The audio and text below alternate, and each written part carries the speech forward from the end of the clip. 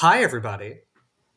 We're the Skeleton Crew, and today we are talking about an ornithopod. Again, this doesn't happen a lot. I expect we're going to have a lot of episodes straight of ornithopods because we've basically gotten through every other clade of dinosaurs. Also, we called the doldrums for Dalton. It's just the Dalton doldrums. The Dalton doldrums, yeah. These things are fine. I mean, I like them to some degree. They're not theropods, but they're cool too. We're talking about a cool ornithopod now, though, because this was an early dinosaur discovery. Now, Iguanodon was found after Megalosaurus, right? Yes. It was? Or was it recognized as a dinosaur after Megalosaurus? Part of me wants to say it's the second one. It's number two. I think it might have been found first, but named second?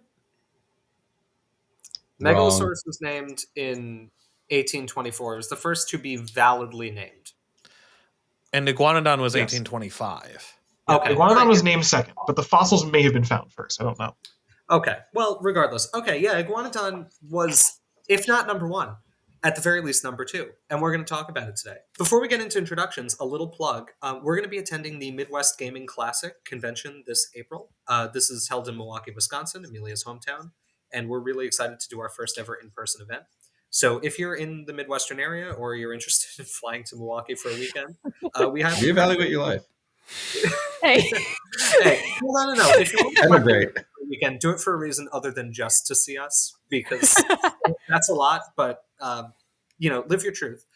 We're going to be there. We're going to have... Please live your truth being applied to going to Milwaukee, Wisconsin. To see us specifically. Yeah, that's It'll be fun. It can be If you approach me and try to talk to me, I will check my phone like I have a text or something for as long as it takes for you to stop talking to me. I can promise you that experience. I think you said chuck it, like you just throw it across the room. I have to go get that. Sorry, I dropped my phone across the room. But anyway, it'll be very fun. We're going to be selling some merch there, and I think all of what we're selling are going to be new exclusive designs just for them. Yes. So far. So we've got a lot of exciting merch. There may be some things that we've shown before, but a lot of cool new stuff, designs we've been working on.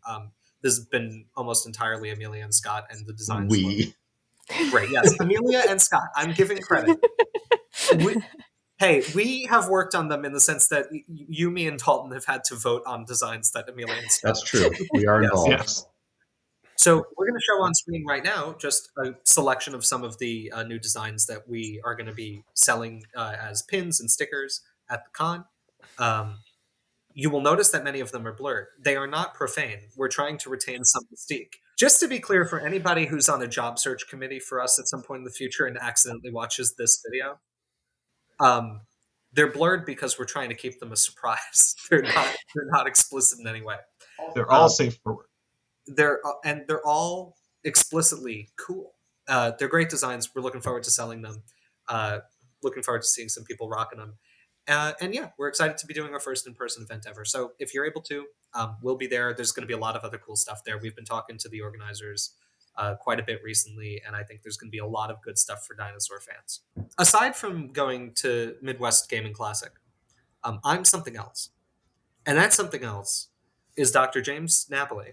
I'm a postdoctoral researcher at the North Carolina Museum of Natural Sciences and North Carolina State University. Why are you laughing? It was a really stupid thing. Sorry. I was trying to make a joke and it didn't come together. It doesn't matter. That's okay. It's fine. Why are you in a dungeon? I've been trying to figure out what exactly is behind you. I'm in a loft right now. I see. I'm in a loft. I don't know. I guess I can disclose my location. I'm in Canada right now. I'm doing some collections work. So that narrows it down. Yeah. Well, yeah. Small place. I've narrowed my location down to the second largest country on the planet, so you can pinpoint me from there. I'm just doing some collections work here. So I'm in this cute little loft apartment. I like it quite a bit. It is currently -20 degrees Celsius out, so I am What's that in real units? Yeah, what's that in the units of an empire that has not faded? I don't think it's good. I think it's single digits, right? It's negative 1 degree Fahrenheit. Nice. Oh, Yeah, it was in the 40s Fahrenheit here last week, and I was told by a source that you came unprepared. Yeah, so I lost my winter gloves that I used to have. I lost when I moved down to North Carolina, and because I've been in North Carolina, I haven't really needed them. Like they're just, how when you move, sometimes you just don't find things again. Like you just have no idea where they went. No. That's okay. That's happened to me. I assume they're somewhere in my apartment, but I couldn't locate them before I had to leave. So I don't have winter gloves.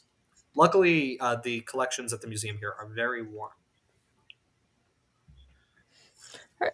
Anyway, there's other members of the skeleton crew who aren't in lofts or dungeons. They should introduce. I moved from a loft to a dungeon, basically. That's true. You did. In terms of New York apartments. Anywho, my name is Amelia Zietlow. I'm a PhD candidate at the American Museum of Natural History.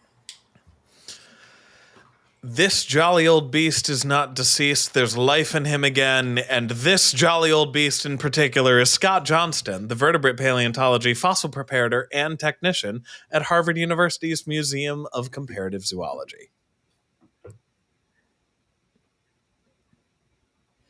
This is Alex Rubenstahl before. Do you see? This is Alex Rubenstahl becoming a PhD student. Do you see? very good. I'm Dalton Meyer. I am presently in New Haven, Connecticut. My phone is telling me, bizarrely, not what the temperature is right now in the weather section, but what it will be tomorrow. So it's going to be 54 degrees tomorrow, which is 6 degrees warmer than today. Alrighty. I know I mentioned this because for the past 5 days, I've been in New Orleans for a wedding, where it was almost like 70 degrees every day and sunny and nice, and the food was amazing. And now I'm back here, and I'll leave it up to the astute viewers to determine exactly how I feel about that. But I am a PhD candidate at Yale University, and together we are, in fact, the skeleton crew. The skeleton crew. Yeah, I mean, see? We Dalton, are becoming the skeleton crew. Do you see? Dalton, I don't know how you could possibly compare New Orleans Nolans. to the Nolans Thank to you. the light and majesty that is New Haven, Connecticut. Hey, you know what? The price of living in a place, it's nice all the time, but it's going to be, the places where it's nice all the time are either going to be underwater or consumed by a volcano. So, yeah, it's a little cold, but at least it'll be here in 100 years. No, I have made peace with the fact that I was to a degree fooled because we went to New Orleans in February when it's very nice, and in July I would melt upon leaving the plane. So No, but what I'm really getting at is where's the nearest po' boy that you can get in New Haven? far too far away. Yeah, exactly. Anyway. Yeah. I'm the nearest po' boy. I am a poor boy. I'm a po' boy, nobody loves me. He's just a po' boy from a poor family.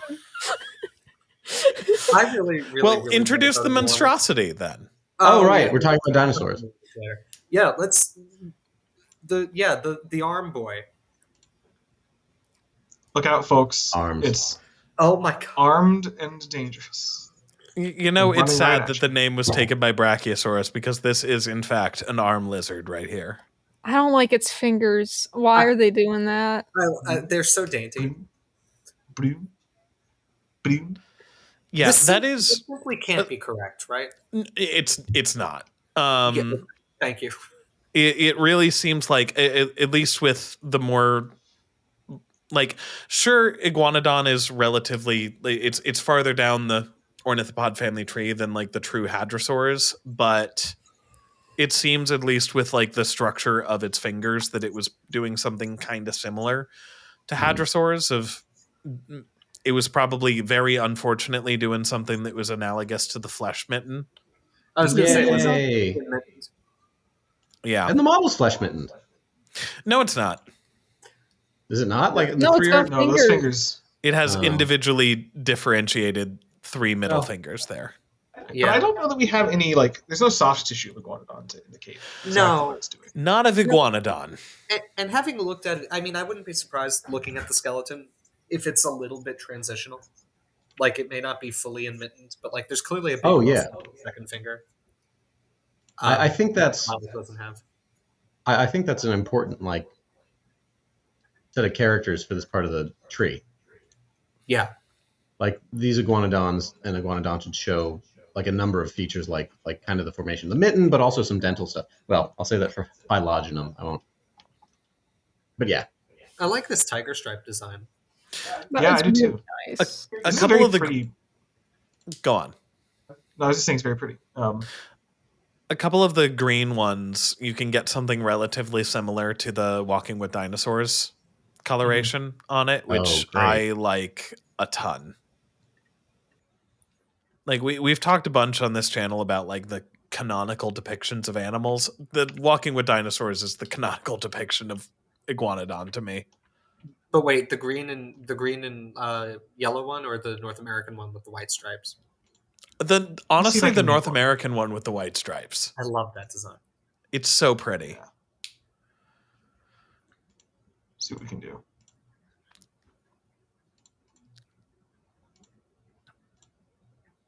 Yeah, let's see if we can get a couple. You mean the North American iguanodon? Yeah.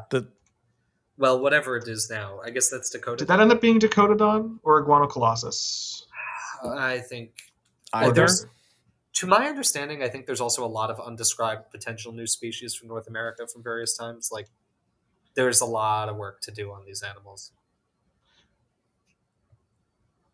Well, was it okay? Here's my failing memory. Was it supposed to be a North American iguanodon, or was it just that Utah raptor was there, and so we're calling it North America? Because I kind of thought it was supposed to be the English iguanodon, and then it was just a surprise that Utah raptor was there. Yes, I got them. Yeah, I think that's more it. Well, no, the one And they were like, yeah, like. But it does see one along North America as well, because there's two species of iguanodon the white striped one that they show. The white stripe is in North America's coast, which, I mean, there is Dakotadon. Dakotadon's honestly a very nice fossil. Wait, no, James, is the no, because the white striped one is the one with Polacanthus on the beach, right? Yeah, but it is supposed to be the North American coast, I believe. I think it might just be an oversight. Huh. Or maybe the inclusion of some animals. Anyways, the Walking with Dinosaurs Wikipedia page. Let's see. That is the North American iguanodon, is the white one, and the European is yellow with some with like spots. Okay. And stripes.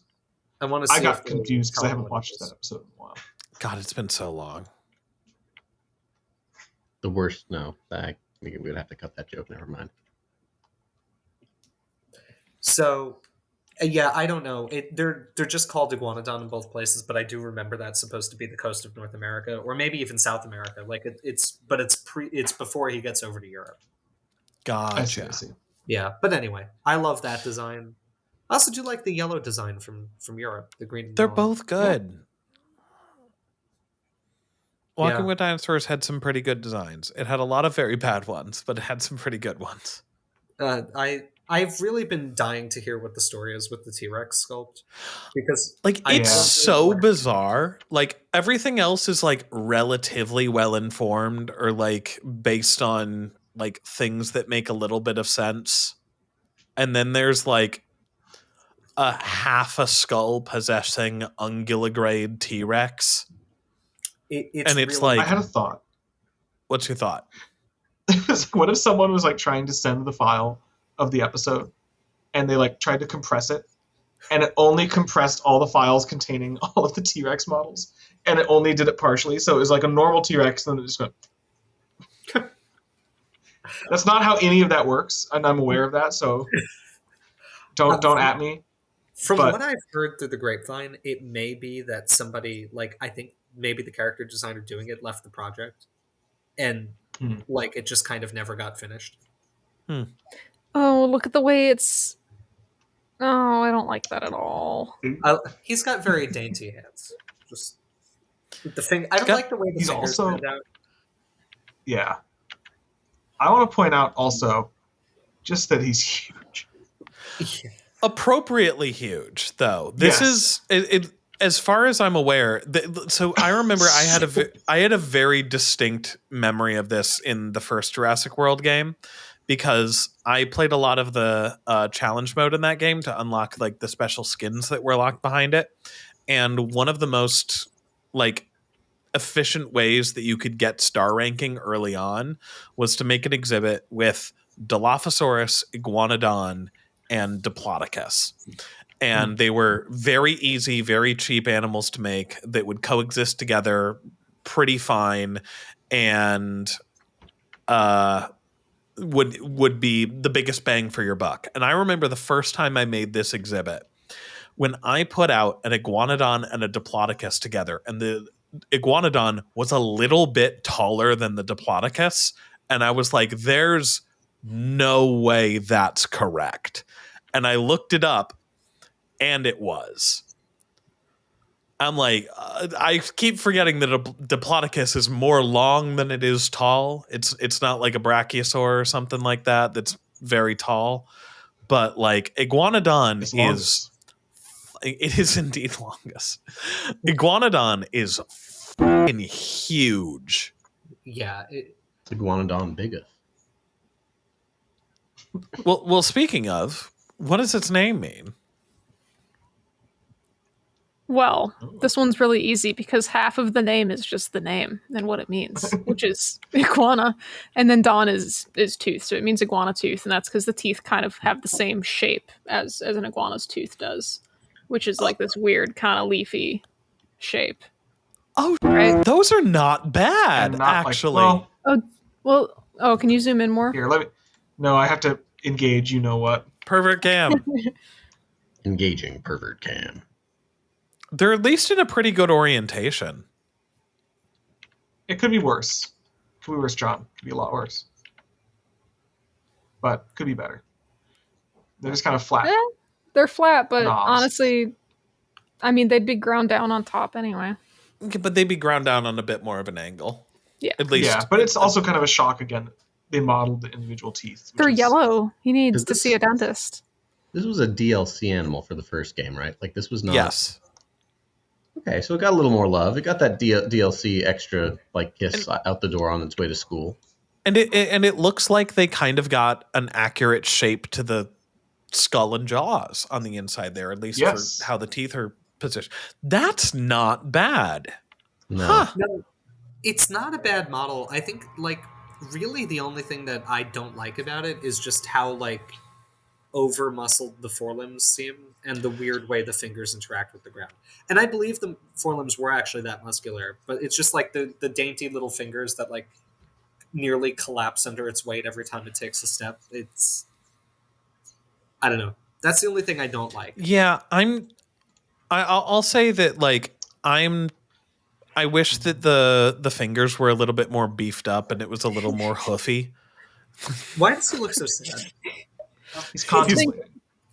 This is reminding me of that one, like, there's this one clip of Yoda, I don't even remember which movie in Star Wars it is, when he's, like, very sad about something. Is it before he goes into exile in Revenge of the Sith? He's sad about most of the prequel trilogy is him being sad about stuff. Yeah, that's true. If he was always going to be sad about stuff, maybe he should have not... I don't know where I'm going with this. I'm so tired. Whatever. Maybe he should have counseled Anakin instead of being like, "Log it over it." Yeah, that's what I was going for. Thank you, Dalton. That's what I meant to say. I sent Scott and Dalton, I sent you guys the Yoda thing. That's all I can think of. Why is he sad? The house she took. Kids she took. Jump I will. I can't think about that video anymore. Okay. So I'll say that the other thing that I wish was a bit beefed up was the neck. This is kind of like a little bit of an old school kind of swanny necked sort of iguanodon. And it seems like, I guess, ornithopods that are this far down the tree kind of have like a bit beefier of necks. How do we know that? Well, at least we know it from hadrosaurs. That's I don't mean to. That's not like a You idiot! I disagree with you. That's it. Oh, I I'm thought it serious. was. Well, this is based off of the work on Parasaurolophus by, Okay. I'm forgetting his name off the top of my head, Filippo Bertozzo. Filippo Bertozzo. Bertozzo. Where, what? Oh, You're just making fun of your Italian pronunciation. It's like pizza. When there's two Z's, it becomes Filippo Bertozzo. there we go. That's really good. That's a real good Brad Pitt you've got there. Grazie. Buongiorno. Buongiorno. No, but so his work, Filippo Bertozzo, his work on Parasaurolophus, specifically on the holotype specimen, because like if you guys, for our audience who hasn't seen the Parasaurolophus holotype, we'll throw it up on screen, and it has a very conspicuous series of broken spinous processes that are kind of bent forwards. At the like top, they're some of the first dorsal vertebrae or some of the last cervical. I forget which ones they are, but it really seems they're dorsals. Okay. From Filippo Bertozzo's work, it seems like those were actually, that was a soft tissue injury that was translated onto the bone, and from basically like repairing those vertebrae into what would be an undamaged state, and then like drawing what would be the soft tissue that would have to connect, that would hypothetically connect that to the back of the head. It shows that the whole kind of classic S-shape swan-necked look that we get for a lot of hadrosaurs, most of that would have been filled in by neck musculature, and they would have been a whole lot more like, well, what we see in the prehistoric kingdom models, where they were very, very like tall necked, and the spine would have kind of, especially at the bottom of the neck there where it attaches to the rest of the body, would have been kind of like really deeply like nested in the musculature. So with Iguanodon, it has like, while it's not a hadrosaur, it's nowhere, well, I mean, it's relatively near hadrosaurs, but not like super, super near hadrosaurs. It has, at least from the very nice articulated specimens that they've pulled out of Bernissart in Belgium, it has a very similar kind of neck posture to a lot of more derived hadrosaurs. And so I would not be surprised if it had a beefier neck than we see as this kind of more elegant design in the game here, or like even more so in depictions like I mean, I know that the Ark one is particularly very dainty and kind of old fashioned. Yeah. Mm-hmm. It is worth noting, I think. By the way, I just want to preface this. It's worth noting. This is correct, I think. Like this idea that the neck is very thick. So, like, tetrapods generally have a thick ligament at the back of the neck called the nuchal ligament, right? This is, like, broadly conserved in tetrapods. Everything has it. We have one. In humans, the nuchal ligament goes to the spine of the seventh cervical vertebra, which is called, in medical terminology, the vertebra prominens, because it's got a very long neural spine that is what's anchoring the nuchal ligament. So it's holding the head, like basically anchoring the head to the base of the neck vertebra.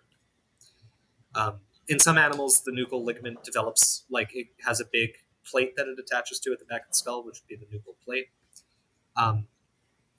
Looking at hadrosaur necks in general, one thing that strikes me is that the neural spines on the vertebrae are quite small. But then when you get into the dorsal region, they get larger very quickly. And so I think that probably has to be where the nuchal ligament is attaching, and that's something that they talk about in the paper.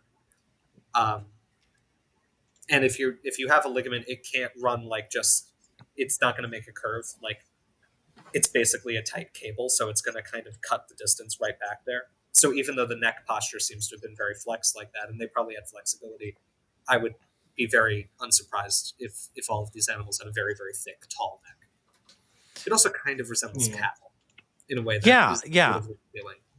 And I'll say that if you're curious to learn more about like how these animals would have looked, and particularly what happened to that Parasaurolophus, I'm sure that we'll talk about it in our Parasaurolophus video. But there's actually, I'll plug, there's a really really cool comic that Louis LaRosa has been doing on Twitter for a while, kind of depicting like a hypothetical life and injury and death of this individual Parasaurolophus, because it's been hypothesized that what happened, especially to cause that much deformation in those neck vertebrae, and is it might have had a tree fall on it. Nice. That's pretty cool. So there's this. So he's a absolutely fantastic paleo artist, and he's been doing this mind-blowingly gorgeous comic about it for a while, of this poor Parasaurolophus that's trying to find its way in its herd, and it gets like a tree falls on its neck during a storm and really screws up its neck. It's great. Have you considered that a group of dromaeosaurs laid an Ewok-style trap for it? They might have done that. And were in fact able to bring down such giant hadrosaurs through trickery and tomfoolery. Mm-hmm. Also, Amelia just brought up a really, really good modern example in our chat here. Sure. That of the simple haunts. What? Oh, on haunts, yes. Yeah, so I was trying to find, because we mentioned like maybe like a bovid or a cow, how they have thick necks, but like another animal that has a thick neck that you might not like think of it as that thick unless, I don't know, you look or you think about it, is horses have relatively thick necks, versus when you look at their skeletons, like the neck seems to be pretty dainty and long, and sometimes there's a bit of a curve to it, like there is in iguanodons. It's not as like tightly curved as it is in Parasaurolophus, but it looks very, very much like an iguanodon in my opinion. Like it's kind of long, kind of curved, but yeah. So Yeah. Whale. No, that's a great example. Yeah. Well, like, there's a lot of research on this, I remember kind of being in the zeitgeist a while back, but like the habitual posture for vertebrate necks, for tetrapod necks, is to be S-curved, a little bit at the very least. Mm-hmm. mm-hmm. Really? Yeah. Like even in amphibians? Maybe not for amphibians. Huh. Maybe this is an amnio thing, but yeah. But like, I'm just thinking of like a frog. Yeah, I mean, like I guess with a frog, there's so little neck left. Or like a mander. I don't know, but that's interesting. Yeah. Yeah. Well, I mean, like if you look at a CT scan, even of like an alligator, right? Like when I was doing my thesis, I noticed in a bunch of these fluid preserved alligators I was looking at, you get the vertebrae as well, like at least the neck vertebrae. And they're always kind of like tracing this like gentle curve like this. It's not like the neck just sticks straight out like you see in like crappy dinosaur skeletal mounts. Anyway.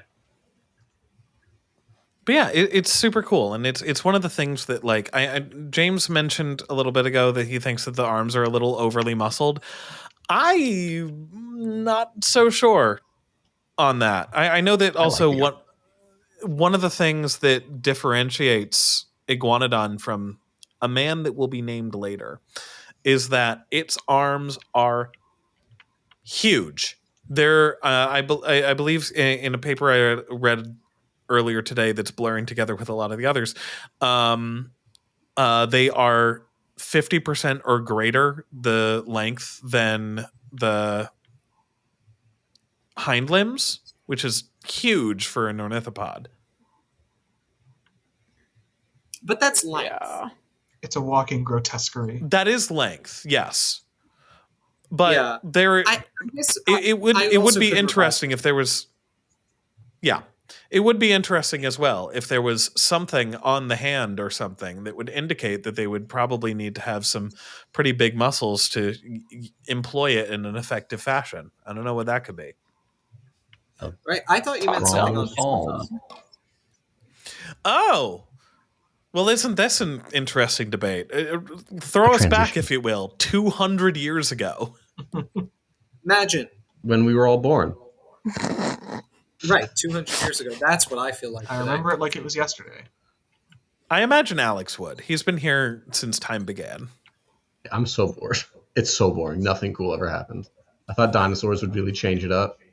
And now it's just all nerds. Yeah. Like everything good. So there's the spike, Sorry. right? They found the spike, like one of them. And I confess I have not read all of Gideon Mantell's writings on Iguanodon. Assuming. But the initial hypothesis... Don't. He can't afford it. Do not sue me.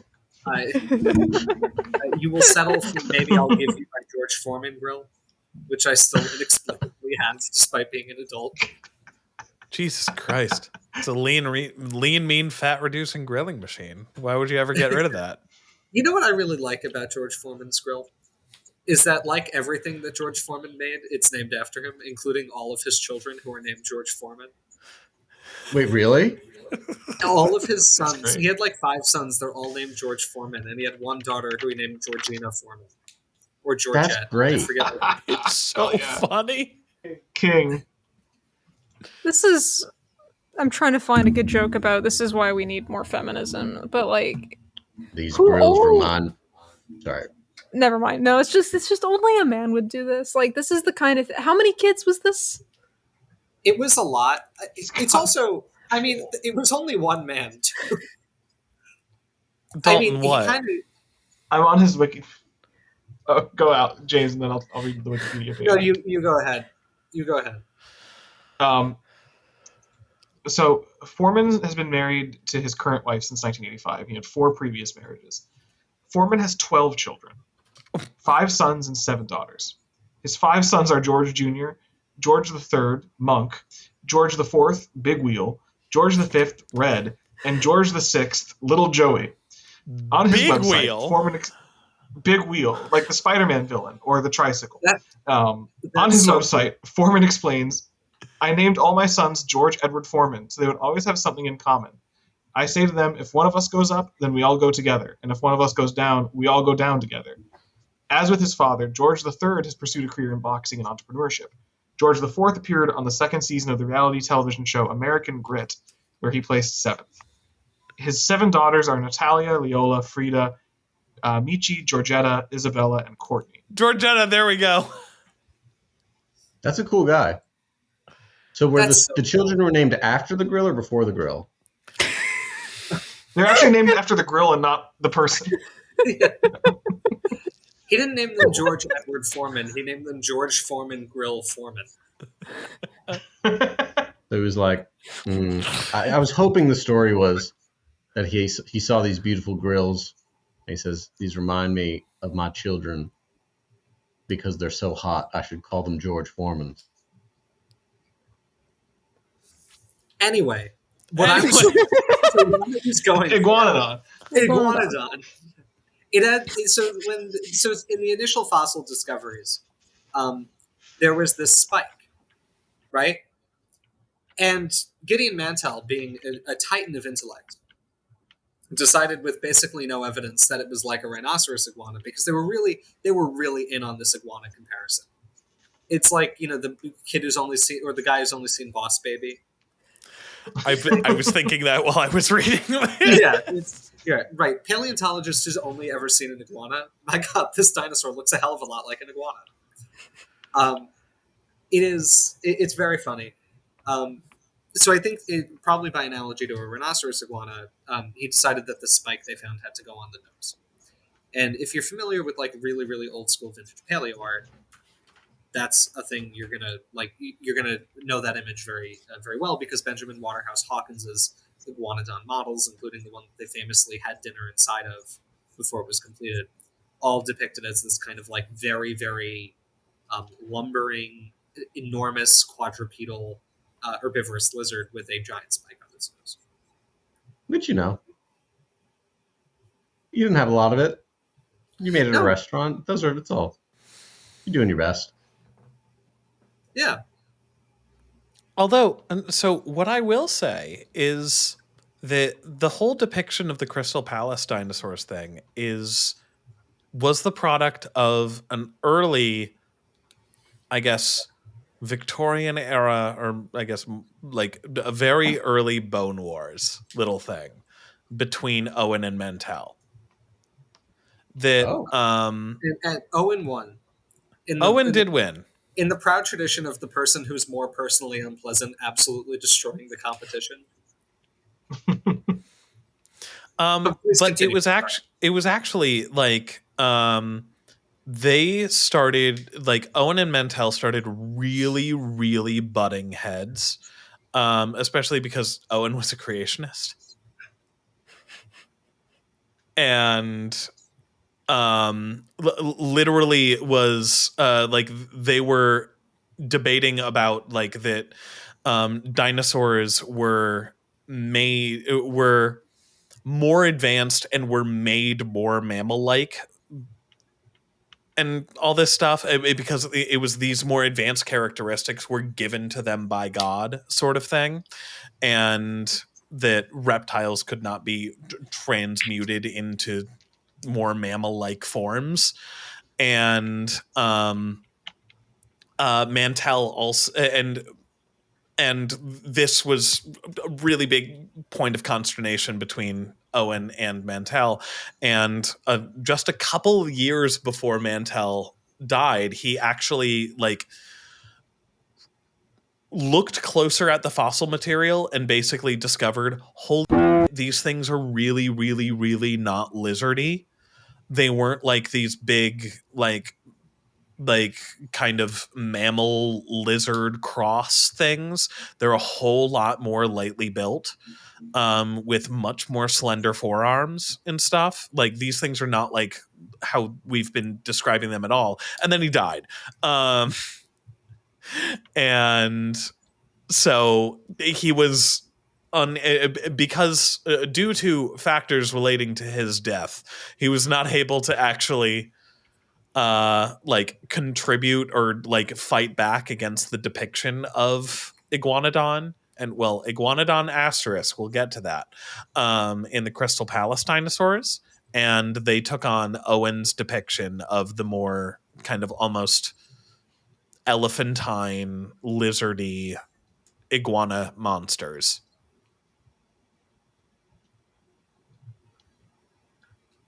You know, it's a great way to win an argument.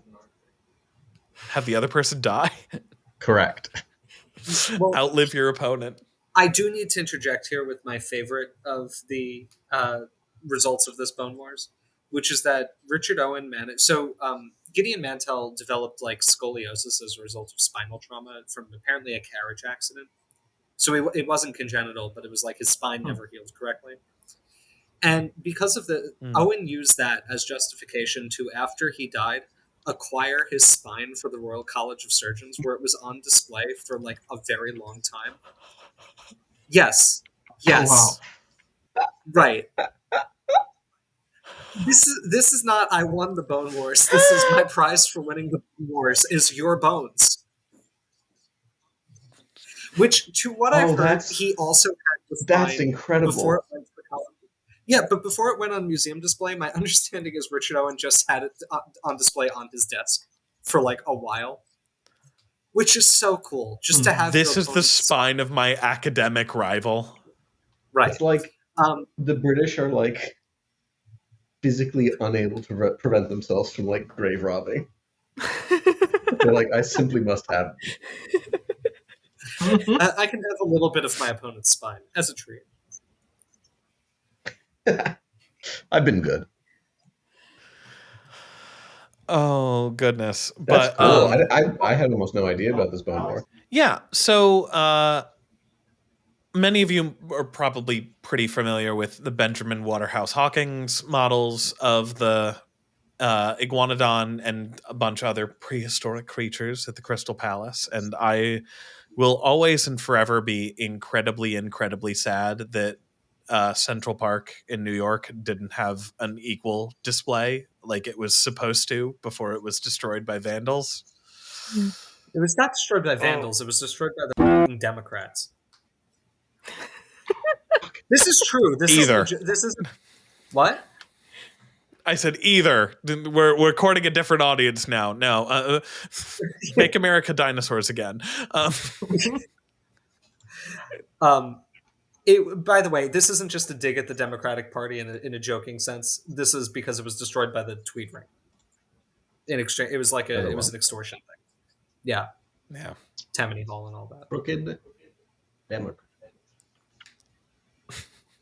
But yeah, so Benjamin Waterhouse Hawkins designed these models in very close in very close collaboration, rather, with Sir Richard Owen, and you could go see them to this day. If memory serves, I think they recently underwent kind of a conservation renovation. Yes, I have pictures from when I went and saw them in September, and they're incredible and humongous. I was about to ask if any of us had seen them. Yeah, they're amazing. I one of the times in recent memories where I can actually say I was truly happy was going and seeing those, because I've wanted to do that my entire life. All right, let's cut that. No, it's funny. That was mostly meant as a joke. Yes. You haven't been living with him. Everything's becoming a red flag. That was a joke for the viewers. Oh, Dalton, I'll give you a No, hug. they're really, really cool. Some of them have gotten more restoration than others, and so they're like, some of them are kind of in a sad state. Well, some of them were vandalized, right? Wasn't it? Was it Yeah. one of the Iguanodon or one of the megalosaurus? The megalosaurus had its like snout broken off, but they've repaired that quite well. And then there's some others that I think are just getting the fatigue of age.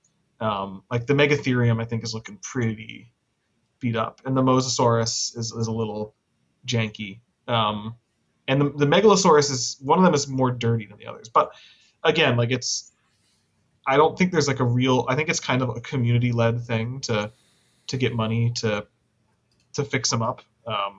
Like I don't think there's any kind of governmental agency really responsible for them anymore. But they're very cool. They're so cool. Yeah, I think it might be the friends of the Yeah. Crystal Palace dinosaurs or something. But I remember I was first introduced to the Crystal Palace dinosaurs by I had this book when I was really young, called The Dinosaurs of Benjamin Waterhouse Hawkins, and it was all about like the creation and stuff of that.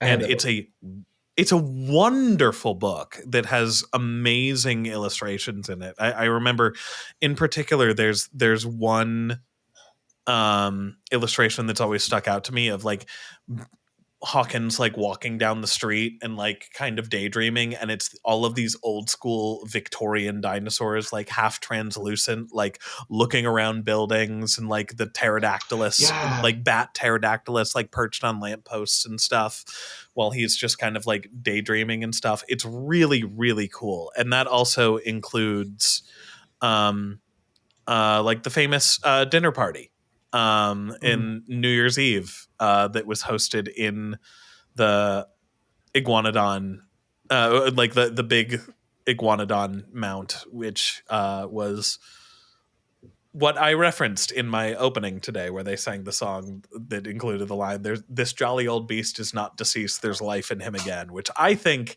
is very delightful for having dinner inside the body, like a reconstructed body of like the first dinosaur. Yeah. And that is super cool. That was also I quoted that when I was working on an Edmontosaurus at Michigan, and we were taking it off display, and we cut a section of its pelvis out that also fell on us, and it sucked. And we managed to grab it and pull it out, and I'm covered in sweat and sawdust and disgusting. And I pop out, and my boss makes a joke of like holy shit, it's a boy. And the only thing I said was, "This jolly old beast is not deceased, there's life in him again." And then I went back to my place and bought a 7-Eleven hot dog and ate it in the shower. Oh my God. Whoa, shower glizzy.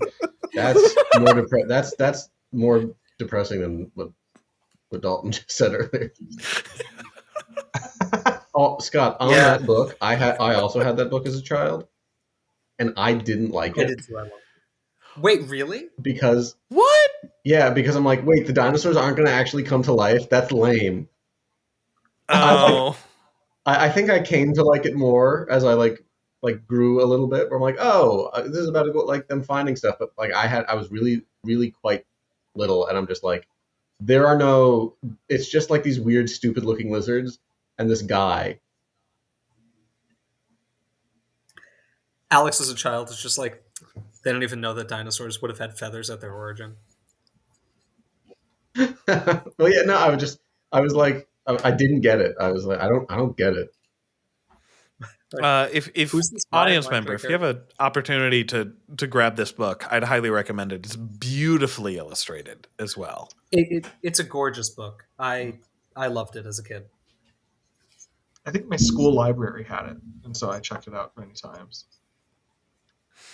Yeah, but they still- as more specimens was found, or were found rather, our depiction of Iguanodon changed drastically, and Iguanodon has kind of been a bit of kind of a like barometer of what we thought about dinosaurs throughout history, because like megalosaurus we haven't found more of.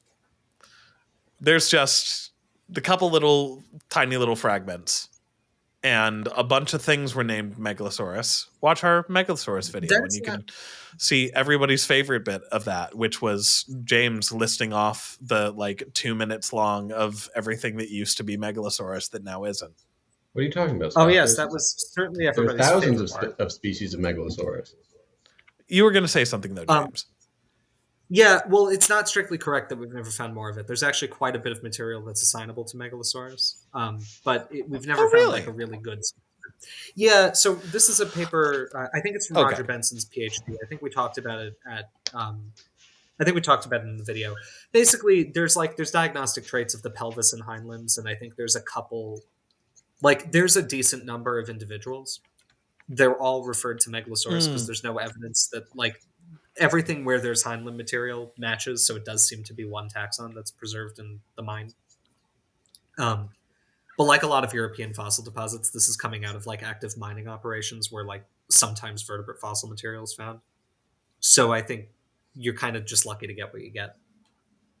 But which is how speaking of more Iguanodon was material first that found. was found in a mine, right? Yeah. Yes. There we go. Well, I mean, a lot of Iguanodon material was found in a mine. That's how the first chunks of Iguanodon were found. Although apparently, this is a fun one as well.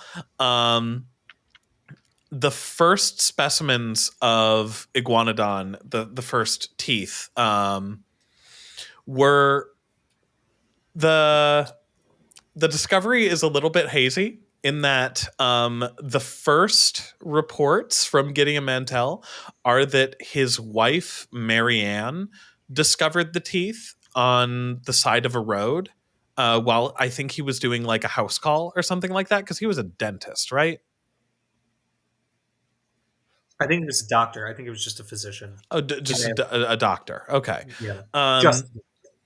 Just a doctor, not to the high He's an level. obstetrician. Okay. What is that? My ignorance. Pregnancy and delivery. Oh, okay. So he was so at least from what I've heard, the story went is that Mantell was doing a house call, or I guess rather Gideon was doing a house call, and his wife was just kind of walking around killing time while he was doing that, and discovered these teeth in a gravel pile on the side of the road, and then showed them to Gideon and was just like, hey, I found these weird rocks. These look different. What's going on with these? And later on, that story was revised that Gideon found them. And notably, this was after they divorced. Gaslight, gatekeep, girl boss. So, Gaslight, but, gatekeep, Galai. but notably, the one reconstruction of Iguanodon that gets used all the time, the very, very lizardy looking one that's like on a branch that also looks like a spinal column, it was actually done by Marianne. And fun fact, that was actually a question, the only question that we got wrong at paleontology bar trivia down in Rio Grande do Sul when I was down there. We misattributed the drawing. God, erasing women's history and contributions to Typical. I was paleo, you're about to part of the say. problem. I am. At least I'm trying to rectify that in this public video here. Anyways, so this old school depiction of Iguanodon was kind of the popular consensus of what it looked like until the discovery of this absolutely incredible deposit of skeletons in 1878 in Bernissart, Belgium. It was discovered by a couple of mine workers in a coal mine when they just accidentally found these. And they are stunning. They are entire articulated individuals. And there's a ton of them as well. I was 30? in when I was in Brussels, I'm so upset I didn't actually get to see them because I was in lizard hell. When we do collections visits to visit fossils in museums, typically we have to visit them during business hours, and the other thing that happens during business hours is museums are open, so often we don't have a lot of time to see cool things. So all I have is a postcard with an iguanodon on it because I had time to run into the gift shop, but not time to actually see them. But my friend Brady, who was traveling with me, you all know Brady, the Brady that I didn't kill, he was able to actually visit the museum for fun, and he told me the way that the exhibit is set up is like it's almost like a mine, and they walk you through the history of like how they were found. So some of them are still like in the rock, and then as you go along, like there's other ones that are mounted like to show like they're found like this in the ground and then taken out, prepped up and mounted. It was a lot of that museum is really cool. There's a lot of like glass floors and kinds of things. Like it was very layered in that area from the pictures he showed me. So I'm super bummed because it's like a cathedral to Iguanodon, which, we have talked a little bit about how we joke about it being boring, but as I hope you understand now, it's a really historically significant animal, and those fossils are like gorgeous. There's almost 40 of them. Holy moly. Wait, really? Well, 30 is not an order of magnitude Not off an of order of 40. I want to. A factor of 10. Don't be Not a no. Not a He's factor on of just 10. Scott, just stop. Take 3 times 10. You multiply the number that Dalton said by 10. Fuck off. He said That's 30. 300. What's happening? Dalton said 3. I said 30. Oh, I just misheard. Content. In order of magnitude, 40. I'm like, I'm not going to bully Scott. I fucking fought through the lag all the way from Canada to you guys to bully Scott. Oh, I feel bad because Sorry, Scott. Scott's trying so hard to talk about this line. Iguanodon is one of my closet favorite dinosaurs, and I've been reading about it all day, and I've been trying. Are we making this an unpleasant experience for you? I genuinely thought that you said there's at least 3. No, I said 30. I'm sorry. And I was just like, oh no, there's way more than that. And that would have been an order of magnitude. Hey, I didn't think that I was indeed that would have far been. off. I get it now. Okay. That was fun. So, like Dalton said, there's at least 30 of them. In fact, there's almost 40. There's like 38. Oh, wow. And almost all of them are adults, which is super interesting as well, and has led to some interesting speculation on what the hell actually happened here. Whether this was one burial event, multiple burial events. A lot of them seem to be in very, very similar orientations, which is really interesting. But having a bunch of very similar aged, very similarly sized Iguanodon has, one, given us a really, really good idea of what this animal would have looked like, and two, led to some interesting implications as to how they would have lived. And how they would have behaved. Namely, part of that comes down to that thumb spike that they got, which, I mean, obviously with like almost 40 completely like mostly articulated individuals, we know that thumb spike is not a nose horn as previously thought, or also one of a series of spikes that were like iguana style going down the like body. That thumb spike was indeed a thumb spike.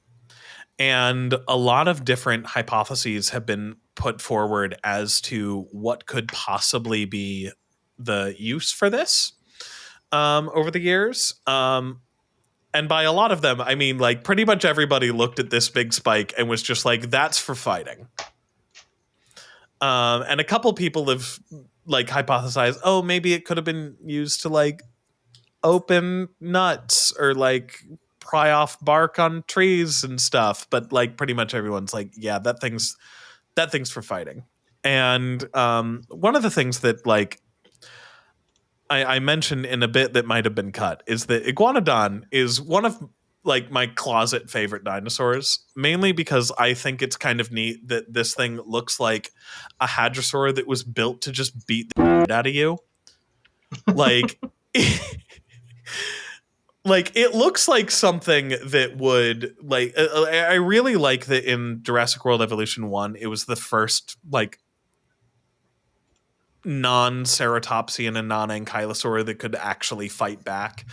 And when it would get up into its stance, it would just like stand up and flex and just absolute beat the living tar out of a baryonyx or something like that. But so it's been proposed that like that thumb spike, it was for fighting. And there's a lot of very funny depictions of Iguanodon like giving a hug of death to some hapless It always reminds theropods. me of Steven Seagal. Like, It's not sitting down though. yeah, that's true. Is it tactically wide? No, because it was an ornithopod. It was relatively narrow. You couldn't fit that many people inside of it to have a dinner party. Unlike Steven Seagal, who could definitely you could hollow out Steven Seagal's torso and have a lovely New Year's Eve party I inside don't there. know if it would be a lovely This great big beast is not deceived. This incredibly wide beast is not deceased. Baryonyx, I'm gonna snatch every motherfucker's birthday. There's life in him yet. Was there ever life in Steven Seagal?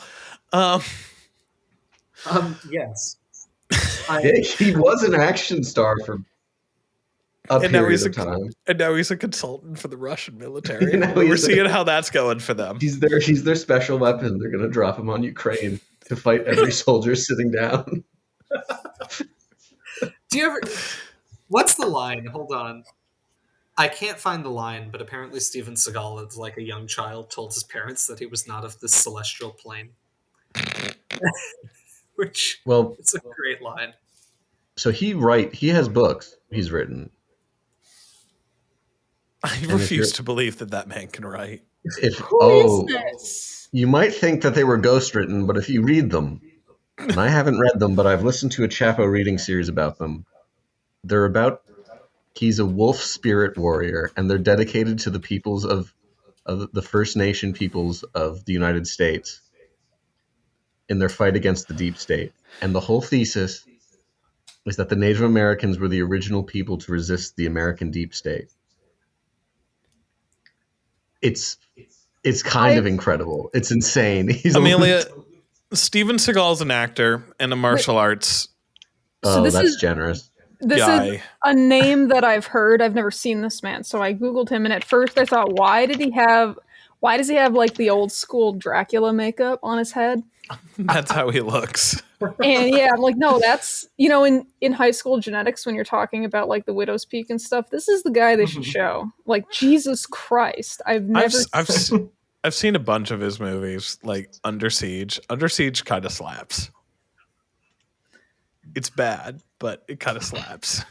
You know what else might have slapped? Iguanodon. Iguanodon. Yeah. So, there's been a lot of paleo art depicting Iguanodon giving the kind of like hug of death or like the thumb war of death to some Talk very dumb, get the thumb. talk dumb, get the thumb, as your dinosaurs are wrong coined a while ago. Which I love, honestly.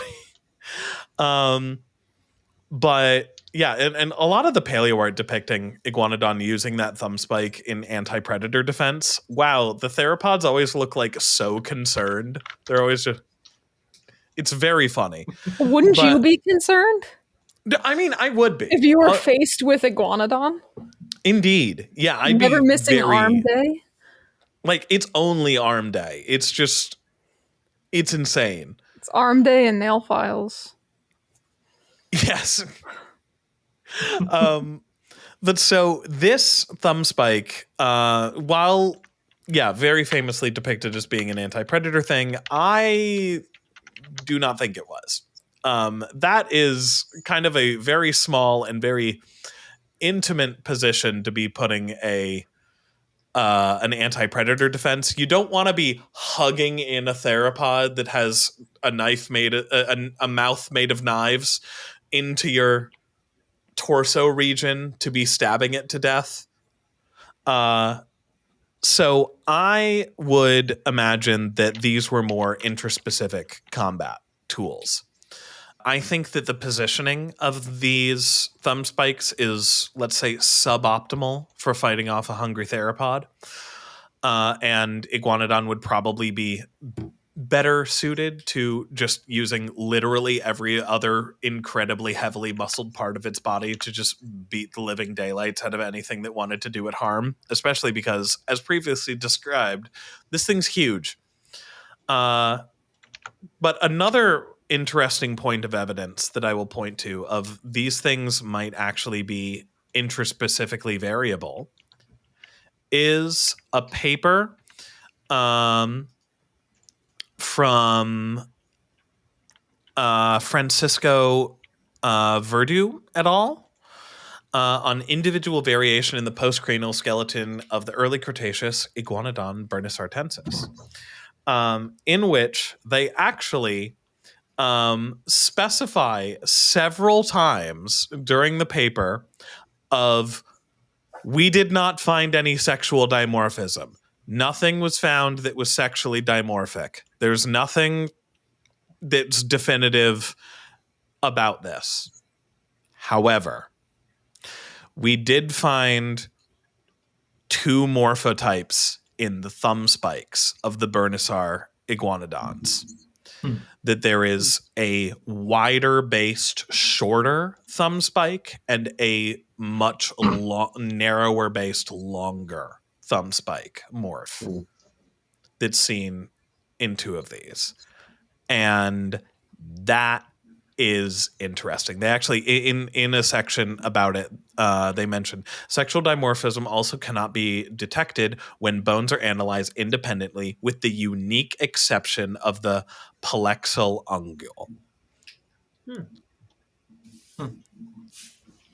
And Interesting. that is super, super interesting. That, let's see. Nevertheless, two significantly different, large and short palexial morphotypes can be distinguished when the length and width at its base are represented on the graph, figure 9a, and may reflect 2 sexual morphotypes. So, and Norman, 1980, also explored the possibility that the ungule pollex was used during interspecific combat between iguanodon males. So the ones with the large thumb spikes might be males, and the smaller ones might be females, which, I mean, makes sense to me. I'd buy that, honestly. Well, especially if They were make me think of prepared- like. Sorry, Dalton, go ahead. It's the lag again. Please. I was go gonna say ahead. they make me think of rooster spurs. Or the ones on turkeys that I see all the time. Yeah. And I mean, like herd-dwelling animals often have breeding structures that involve some degree of like competition between males. I mean, it could also have been competition between females. We don't, that also happens in some species. It's more common for it to be males, but And I um, will will also say that especially for incredibly long time skeleton crew viewers who remember my stance on the whole Ankylosaur tail club situation in that Zool video we did over a year ago. I do not think that if an iguanodon got in a position where it could in an incredibly cool and cold fashion just like slit the throat of a baryonyx with its thumb claw, that it wouldn't take that opportunity to do so. Yes. I would love to find the equivalent of like the Allosaurus with the Stegosaur thagomizer directly through its pubis, of just like a baryonyx skull with a thumb spike directly through the brain case, like just lodged there. God, that'd be so cool. Because, well, I mean, we do have that one baryonyx that has a baby iguanodon in its stomach, right? Do we? I think there are iguanodon bones in not just the one baryonyx that has it, but the one baryonyx. Right, I was going to say, yeah, if it's not in the holotype, it's not in any of them. But I'm pretty sure there is iguanodontian material in its stomach cavity. And Wikipedia confirms this. The thumb Rad. stuck to the brain case, like the factory reset. Just immediate. Yeah, that's actually Oh, go ahead. Gave him Break that the is when the iguanodon's Windows arm. XP sound was recorded. give him the good old Trotsky. Just Right. I read something today. It's not. It doesn't matter why. But someone had suggested that like the brain case articulated to the parietal of a mosasaur in a sliding joint. I'm like, what? They get bonked and they just like reload? Like what? What do you mean? they have a pump action brain. It's like Henry Cavill reloading his arms and Mission Yeah, the Tyrannosaurus goes in for a bite, misses. That's what it was. It was about Tylosaurus ramming. It was like, oh, some mosasaurs had a Tylosaurus had a sliding joint, so when they rammed each other, it wouldn't affect it. I'm like, oh, really? That's dislocating your brain is not going to affect you. Sure. Yeah, the spinal cord is real elastic to allow for that. It's real spring. That'd be great in humans, where it's like you need to score a character for your analysis, and you're like,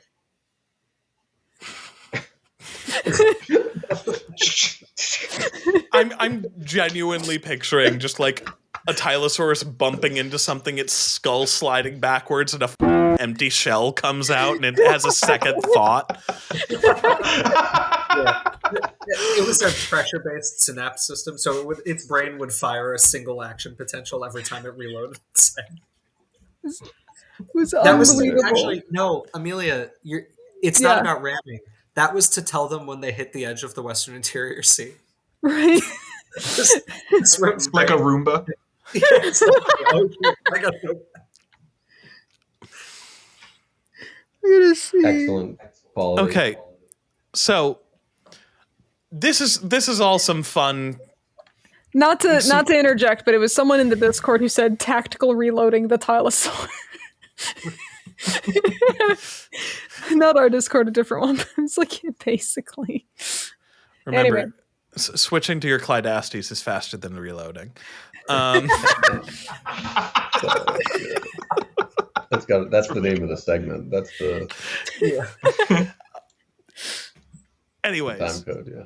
so this is all some really interesting fun facts about how we've learned a whole lot more about Iguanodon as the years go on, and this isn't even like I want to move on to a different segment, but this isn't even talking about a bunch of the other weird interpretations that we've had about Iguanodon of like maybe it was semi-aquatic, because back in the day every dinosaur had to be semi-aquatic at some point because it was just like, oh, they're big and they're too big to walk, or not even talking about the weird like ground sloth analogy version that was popular for a while with like a hole in its face to have a really elastic weird tongue come out of and all that weird. We're going to skip past a lot of this kind of like fun history and stuff and move on to, because This is a double feature episode, and we have Oh, yet to wait, introduce. Scott, I need to tell you about what they did to those bones. Oh my god! Yes. Sorry. Okay. All right. yeah. Yes. So- We'll back up. We're going back. Buckle up, ladies and gentlemen. We're going back to the coal mines. Yes. So, by the grace of God, Scott has not read the section of the Wikipedia page in which they describe the preparation efforts that were taken on these animals. Oh no! And so I've taken it upon myself to inform him of these facts, which will do him tremendous psychic damage. So, for a little bit of context, I think we've talked about pyrite disease before on the channel, right? We might have talked about an Attenborosaurus because I talked about the plesiosaur that I'm working on with it. Right. So in very broad strokes for our audience, fossils are rocks. They're chemical, and sometimes there are active chemistries within the rock or the sediment that will lead to continual mineral reactions and diagenesis. And the most destructive of these, and I think the most common that I'm aware of, is pyrite disease. Definitely it's the at most least common. the most rapidly occurring, because pyrite disease happens on like human timescales. Basically, you can have the formation of iron pyrite crystals in the fossil, which usually starts internally. You can sometimes see a warning sign of this can be like a white flaky appearance, like on the surface of the bone. Or very commonly yellow too. Yellow, and you'll often just smell sulfur. Like if you smell the bone, you can just smell it. It's very, very odd. We had that happen in the lab a while ago. An intern who was working on the plesiosaur that I've been working that we've been working on in there for a while, and she was taking off one of the vertebrae, and it just kind of like cracked in half and smelled like rotten eggs, and there was a big yellow smear on the inside of it.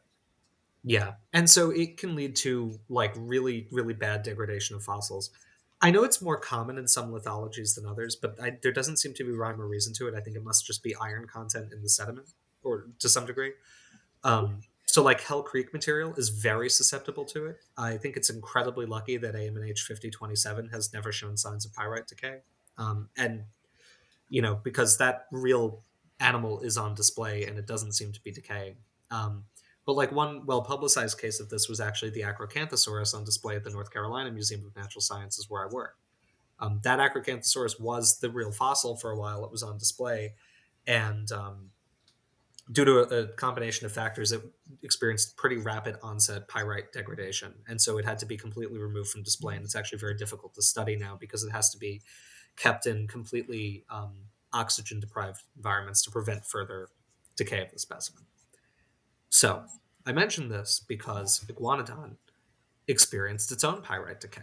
And I'm now going to just literally quote from a Wikipedia article. I'm saying this because I don't want H-Bomber Guy to cancel us.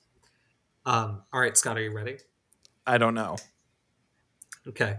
The science of conserving fossil remains was in its infancy, and new techniques had to be improvised to deal with what soon became known as pyrite disease. Crystalline pyrite in the bones was being oxidized to iron sulfate, accompanied by an increase in volume that caused the remains to crack and crumble. Yeah. When in the ground, the bones were isolated by anoxic moist clay that prevented this from happening, but when removed into the drier open air, the natural chemical conversion began to occur. To limit this effect, DePauw, who I assume was one of the chief scientists involved, immediately in the mine gallery recovered the dugout fossils with wet clay, sealing them with paper and plaster reinforced by iron rings, forming in total about 600 transportable blocks with a combined weight of 130 tons. In Brussels, after opening the plaster, he impregnated the bones with boiling gelatin mixed with oil of cloves. What? Removing most of the visible pyrite, he then hardened them with hide glue, finishing with a final layer of tinfoil. Damage was repaired with paper mache. This treatment had the unintended effect of sealing in moisture and extending the period of damage. In 1932, museum director Victor von Strehlen decided that the specimens had to be completely restored again to safeguard their preservation. From December 1935 to August 1936, the staff at the museum in Brussels treated the problem with a combination of alcohol, arsenic, and 390 kilograms of shellac. The combination. What was the arsenic there for? Like, did they just were like, hey, for funsies, let's just poison our staff who's working on this? It's not like it's a living animal. It's not like it's one of those hide things where it's like there's a rhyme or reason. Jesus Christ. The combination was intended to simultaneously penetrate the fossils with alcohol, prevent the development of mold with arsenic, and harden them with shellac. The fossils alcohol will prevent the development of mold. You don't need the arsenic. Listen, you got to add a little bit of arsenic. The fossils entered a third round of conservation from 2003 until 2007, when the shellac, hide glue, and gelatin were removed and impregnated with polyvinyl acetate and cyanoacrylate and epoxy glues.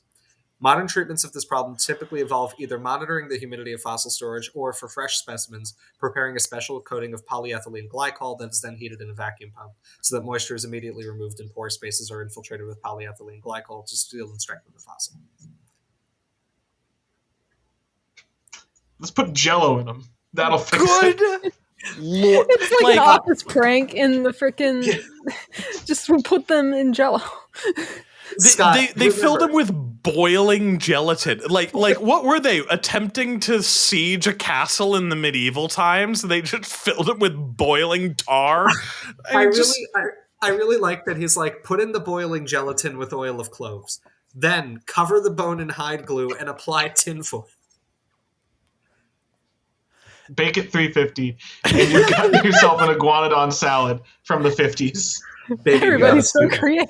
You got a stew going. Iguanodon aspic. It's loaded iguanodon, except it's loaded with gelatin and arsenic. It's You don't put arsenic on your loaded baked potato? Keeps the rats away. I'm missing out on the flavor. That holy shit, that is one of the worst preparatory stories I've heard in a hot minute. I've said before, like I don't think I've said on the channel, but I say in my daily life very frequently that a good part of being a fossil preparator is cursing the names of the people who came before you. If I was a Belgian preparator working on these fossils, I would know where these people's graves were. Like, I mean, I think you should find out. That's pretty bad. Road trip. Yeah. You know in next week's episode of the Skeleton Crew, Scott goes and pisses on the graves of dead fossil preparators. We're cutting Dead this. Belgians. I think Dead it's important to Belgians. mention. I read this alone and was like, oh, that's not very good. They shouldn't have done that. Like, when I, as a non-preparator, can read this and immediately be like, oh, that sounds like a tremendous... You know, like if we're gonna get really in the weeds for literally 2 seconds and then we'll leave it, because I don't want to just sit here and talk about adhesives as fossil preparators I want to do. But oh god, they're so good though. But like, you know that something's really bad when like they mention there's like, hey, we're now just filling it with cyanoacrylate, and I'm just like, sure, fine, like yeah, absolutely, just do that. Right. Oh, Lord. I really enjoy the tinfoil and paper mache. Like I moved past the paper mache way too quickly. Well, like at least the best I could say is I don't think it would be that damaging, but like It's wet when you put it on, though. yeah, it is. Like, and pyrite decay is worse in environments that are like, what is it, over like 50 or 60% moisture? yeah, I mean, like, you basically just put in a lot of new moisture and a lot more oxygen. Like I knew that a lot of these, I knew that a lot of the Bernissart iguanodons were really heavily pyritized. Like I had heard stories of them pulling chunks out and have them literally crumble to dust in their hands before they even got them out of the mine, which is like, that's extreme for pyrite decay. Like very, very, very extreme. Normally it's like over the course of years or decades or something that things start to just kind of fall apart. And like every time you open the drawer, you see a new piece that's fallen apart and stuff like that. But like literally like what happened to the iguanodon gone reduced to atoms sort of bullshit. Like Thanos snapped and it's just is I want to make a point that is not normal. It is abnormal for the bones to immediately disintegrate in your hands upon picking them up. Good Lord.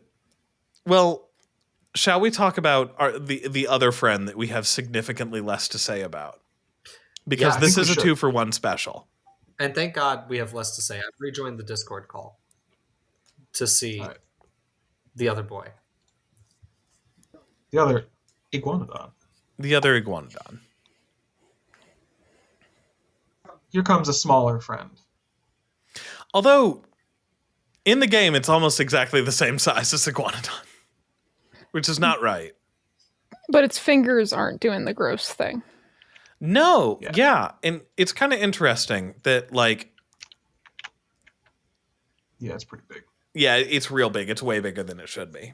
But, so, this is the Fallen Kingdom Iguanodon. And unlike a lot of, well, I think unlike all of the other like double species or double model examples that we've done in the past, this one's an entirely different animal. It's a really, really good depiction of mantellisaurus, minus the fact that it's like double the size it should be.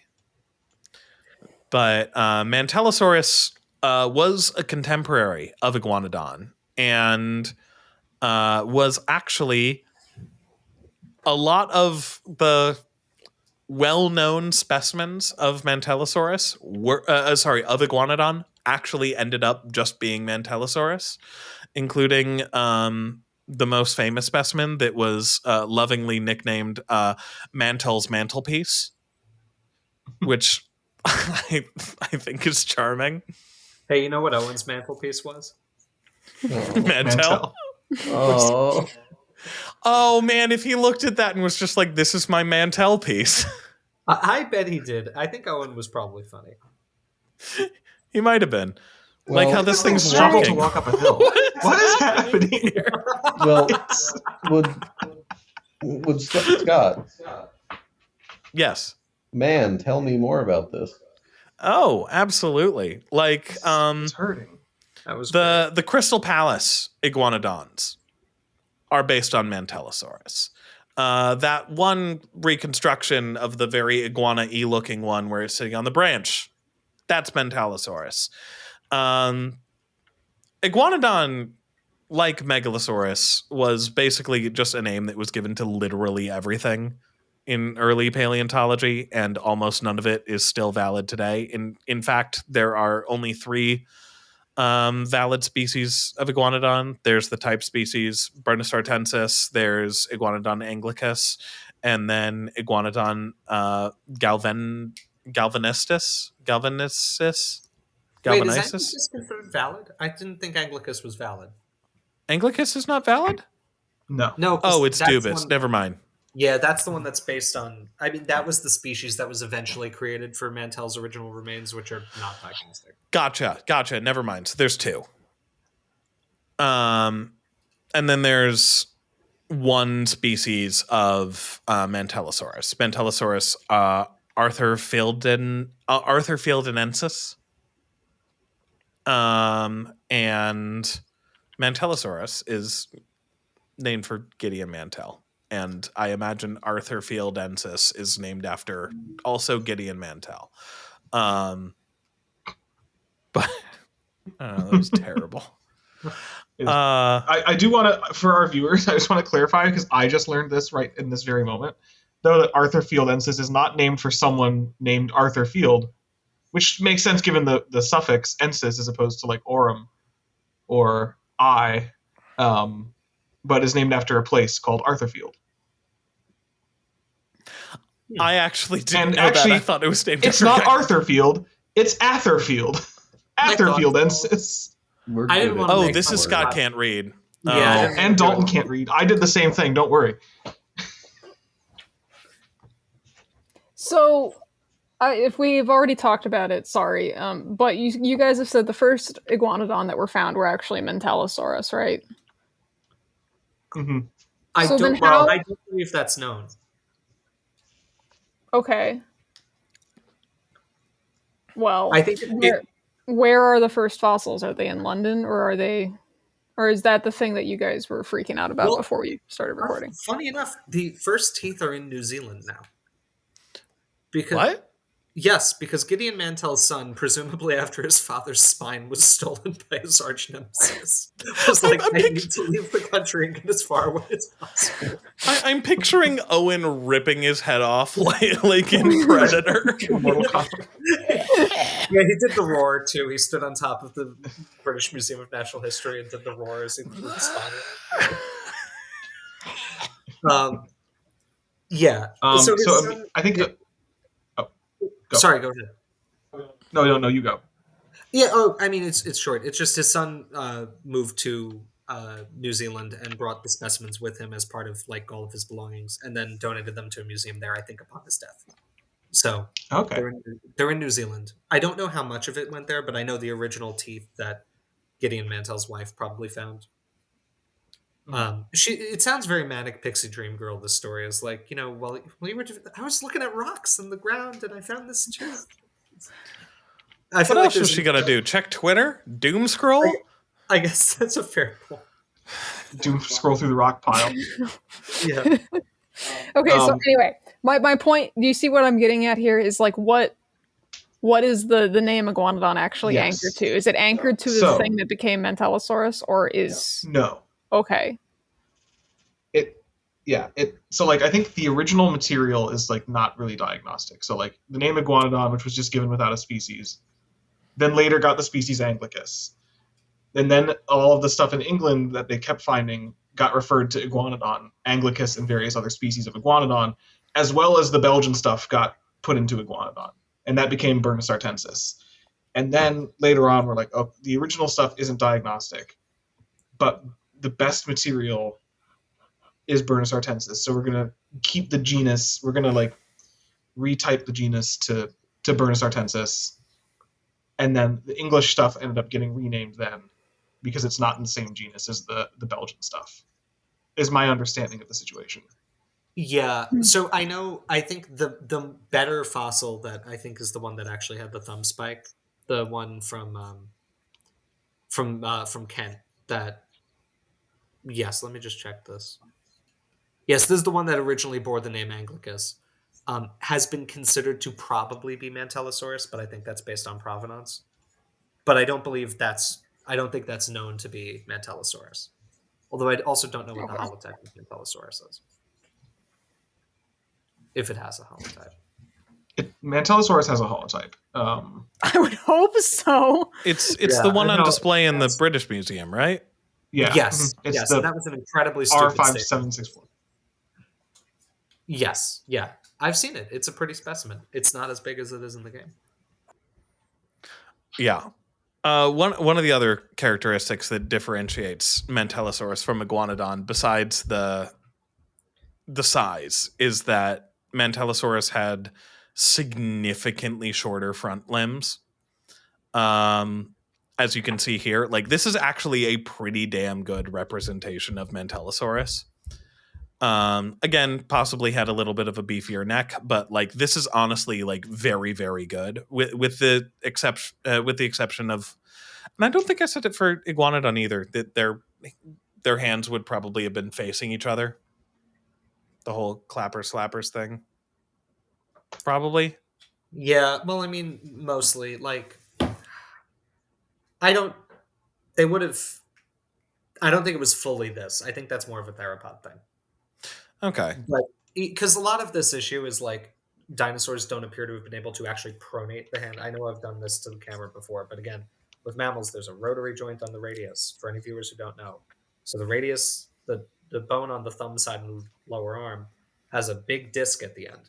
And so it can actually roll over the ulna, which is what we do when we plant our hand that way. The loss of like carpal flexion and restriction to medial lateral movement is something that happens progressively in theropods.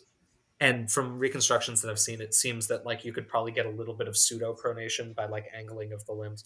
I guess what I'm saying is I don't think they would have necessarily been locked in a purely like clapping position. Although they certainly wouldn't have had a mammalian degree of mobility and wrist orientation and all of that.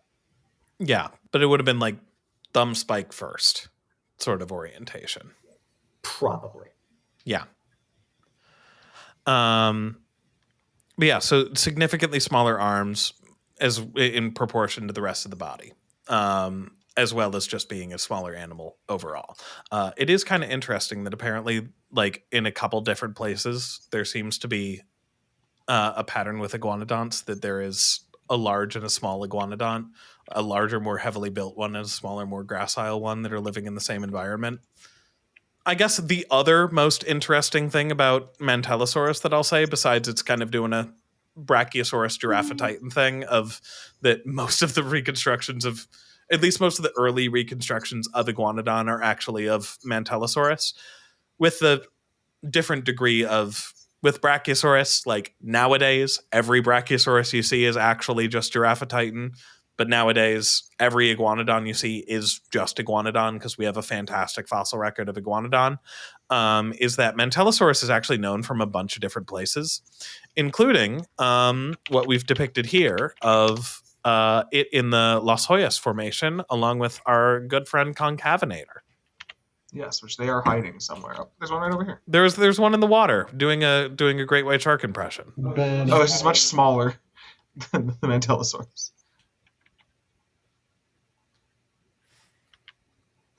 But yeah, that's all I have to say on this weirdly Scott-dominated episode on Iguanodon.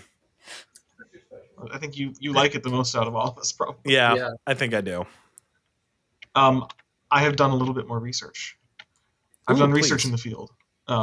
Just to note that Gregory S. Paul seems to be the person who designated the lectotype of Iguanodon as Bernissartensis, which then made the type species of Iguanodon Bernissartensis, on the basis that like the other Iguanodon material was not diagnosable to Iguanodon, or was referable instead to another genus, based a bit on GSP's particular criteria for what merits designation of a genus. And in this case, I think it worked out taxonomically, that, you know, a lot of the stuff that was all provisionally Iguanodon, if we look at the Phylogeny, which we haven't talked about yet, don't actually form a clade. And so it's a good thing that they're all different genera. And I do think the smart decision was to assign Bernissartensis to it, because Iguanodon is a historically important name. It would kind of suck to just get rid of it because, oops, we didn't name it on diagnostic material. But we actually did, because there's 38 amazing specimens from Belgium, which I've always found to be a great coincidence in the history of early paleontology, that one of the second dinosaur that got named Iguanodon, like less than 60 years later, they find almost 40 of them perfectly preserved in a cave, in a mine. And it's like, oh, hey, this happens to be like one of the three things we know about. Yeah, it's a cool coincidence. I think so. Also, I thought this was true, and you just reminded me. So Greg Paul also named Mantellisaurus, right? Like, Yes. That's not an old name that got resurrected. Like, and he named that, and I think Dolodon, which appears to now just be Mantellisaurus. Iguanodon got split into a lot of things. Oh yeah. Yes, although, yeah, the species Atrophilensis was a pre-existing species of Iguanodon that then Greg Paul split and named the new genus for, of Mantellisaurus. Right. And that was probably the right thing. And then I remember as a kid, like, I heard about Iguanodon living everywhere, right? North America, which is now Dakotadon. Or iguanocolossus. Or iguanocolossus. And then there's also, there were the Asian ones, which I think became a series of different things. I'm struggling to remember what they are right now. What is it? There's Alterinus. Alterinus, yeah. Iguanodon. Mm-hmm. Damn. Yeah, Alterinus, and I think there was another one, but it's anyway, it's not that important. It's just interesting to note. I think, like, if you're about our age, your kids' books in their sections about Iguanodon in particular are like really outdated, which is, I think I got a little hyperfixated on taxonomy when I kind of learned of all of that being done. Like, it was the first thing where I was like, oh wow, like our understanding of these animals has really changed since I was a child. Oh, That's interesting. Oh, some of the stuff from England as well was not named was not put into mantellisaurus. It was also given the name that really looks like, did you mean to spell beryllium? It's Barylium.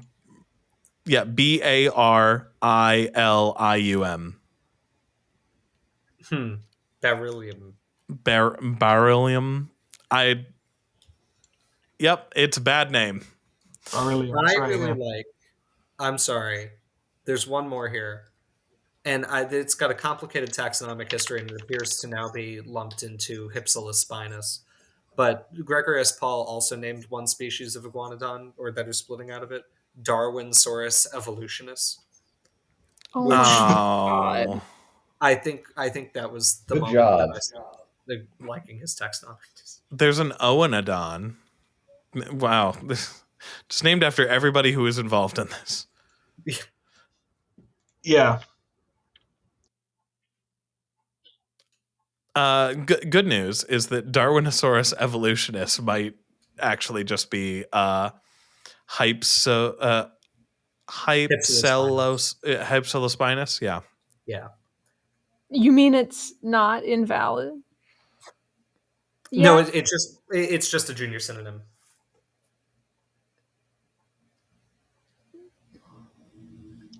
Iguanodon taxonomy hurts me. Yeah. That did psychic damage. I'm not happy about that. And that's a fact you could have kept to yourself. About Darwinsaurus evolutionis. Yeah, Sorry. that's wounded me. Yeah. Alex, would you like to tell us about the phylogeny briefly, and then we go to the species viewer? I think we should Sure. wrap this up with a bow.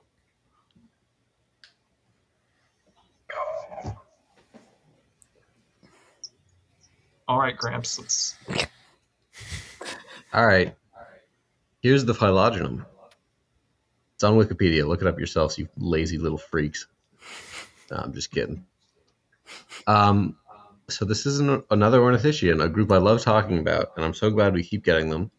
And this is an ornithopod, the best group within ornithischians, if you have a iguanodon spine through your brain case. So the group, like all ornithischian groups, major groups, the Thyreophorans and the Marginocephalians, ornithopods start out again bipedal. We talked about this in Metabarosaurus. Iguanodon is neat, as I think we might have mentioned earlier. It's kind of showing some transitional features in its skeleton. A more hoof-like forelimb, kind of on the way to the horrible hadrosaur condition, and closer packing of its teeth into what is maybe something approaching a battery. Reflecting that, well, its phylogenetic position is, there's all these things from Dryosaurus up into hadrosaurs that seem similar, but there's kind of a suite of differences in there. So things like Metabarosaurus, Tenontosaurus are farther down the tree, and Iguanodon is actually more closely related to hadrosauroids than you may think. In fact, it turns out it's likely the sister group, or very closely. I guess the sister group is the closest relative of your in-group. So, for example, the sister group of what's a good example? The sister group of humans that's alive today are chimpanzees. It's like your closest relative in a given set. Anyway, so yes, Iguanodon appears to be the sister group for hadrosauroids. This is a larger group than hadrosaurids. It also contains a few other things, but you're kind of on your way to hadrosaur shape. In fact, you could say this is hadrosauroids becoming. Do you see? Additionally, it seems that we're catching, this is probably not like a horrible ghost lineage situation. This is happening pretty early in the early Cretaceous. So, we don't really start to get hadrosaurids until the late Cretaceous, well, the middle Cretaceous, if we want to be technical, but we're probably getting close to the time. This is as this is happening in their evolution, which I think is pretty cool. Mantellisaurus is not Iguanodon, as we just discussed. And In recent, pardon me. In the most recent phylogenetic analyses, it's actually found to be more closely related to hadrosauroids than Iguanodon is. So it's even more derived than Iguanodon, which is also pretty cool. That is all I have to say. And I think it's all that needed to be said. Well done. Yeah. Neato. Let's rank this piece. Yeah, let's take it to the species viewer. Indeed. Not a piece of food, actually. I kind of like these, but Oh, this one looks like mac and cheese. oh, Sorry, he's just got it's that flavor of orange. Okay. What are you talking? What kind of mac and cheese do you make? Like Kraft mac and cheese. What do you mean? It's like unless It's green. No, it's not. Oh, it's yellow, It's Scott. Scott, what are you talking about? Are you colorblind? It's like olive near. No, Yeah. it's not. Yes, Scott, it it's is. orange. It is yellow. This is not Let me- Kraft hold mac on, and let me cheese provide- orange. Scott, screenshot. wait, what color Screenshot does yours and Scott I'll think this is? Scott thinks it's olive green. Oh, buddy, this is orange. This is me saying it's orange. This is one of the most orange things I've ever seen. What are you talking about? It's orange with brown stripes, but Here, I'm on, let- screenshotting this. yeah, screenshot it because I think Maybe you're it's- insane. maybe I would- maybe there's a streaming issue with Dalton's that's making it look different. But why is it That's what only I'm curious Scott? about. No, it's yellow. I turned off all my Like Alex- nightlight screens. Yeah, Scott, no, do you this have, like, is- the nose under on? I'm gonna take a photo of my monitor. This is the most orange thing this is like Get in the Oh my God. comics, everybody. See if I'm justified. oh my It's god. orange. Oh my god, it's not me. It's the burden has been lifted. Yeah, that's like. Well, it's lit funny on your screen. Yeah, it's I think this monitor has a weird like kind of color balance, so it looks more yellow than orange on this monitor for me.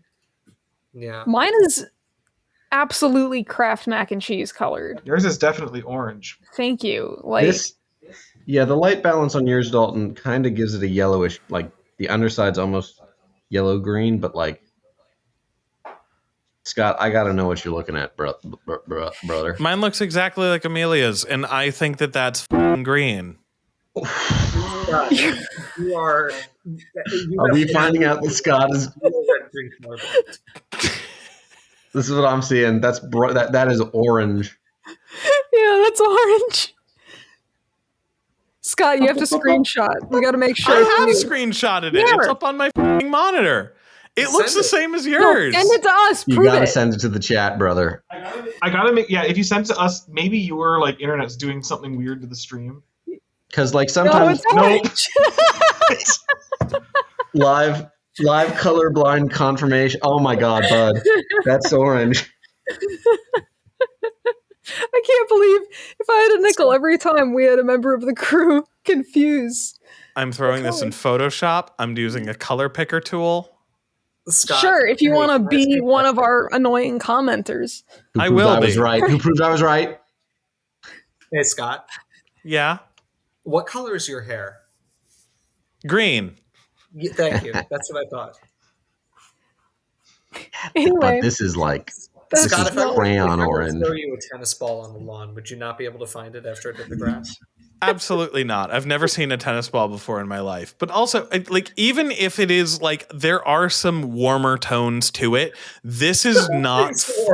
green. This is not It's Scott. not This is not an crayon issue. orange. It's not Kraft mac and cheese orange. Yes, it is. No, it's not. Yes, it is. Scott, Tear open a pack of Annie's mac and cheese in my It's not pantry Annie's. right now. I said Kraft, not Annie's. Those are different shades those of are mac and different shades. cheese. Yeah, one's electric orange. It's no, sure. but Scott, it's pretty bright orange, man. James is off. James wandered away. No, Is he getting an orange or is he his pants? Is he getting- Oh, he's charging. Oh, he's got he's finding his charger.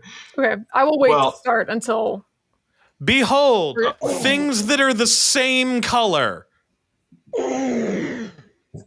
No. Yeah, if you don't add any milk to it, Like, that's like if you added water to the cheese instead of like cream or milk. She is right. That's water cheese. Yeah, But that's also, it's vastly orange. closer to the color of this animal than anything green. Yeah, Scott, you got to take the L on this one. I'm sorry, bud. You can go ahead and color pick. In the meantime, Sorry. No, finish your thought. Like if it was from Dalton's, like if you sent me the image Dalton sent, I would be on your side about this. Yeah. But you did not. You sent me a pumpkin. It's like the inside of a pumpkin. I think that's a more accurate shade. That is a good description. Yeah. Okay, so anyways, this orange animal. Dog pile on you, Scott. I didn't even mean that. I'm just describing what I see as someone statistically less likely to be colorblind.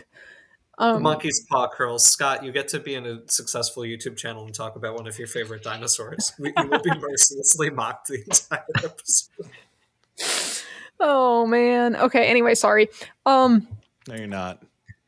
I am a little bit because I've been more mean to you recently, I think, than the others. Because I sent you the dyslexia TikTok that you fell for. I'm definitely going to need more context on that later. Later. It was really... that's not what I wanted to happen. But anyways, I'm going to rank this animal now. That's the color of Kraft mac and cheese.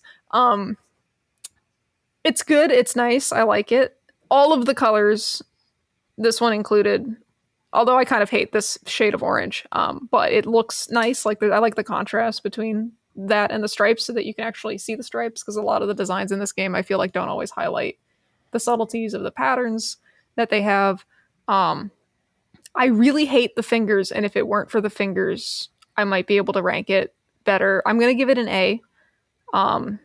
The fingers were in it. If it weren't for the fingers, I would give it an S, but I cannot watch that, and I don't like it. I don't like it at all. And like I do like this animal quite a bit. Like I said, I'm genuinely bummed out that I didn't get to see them in Brussels.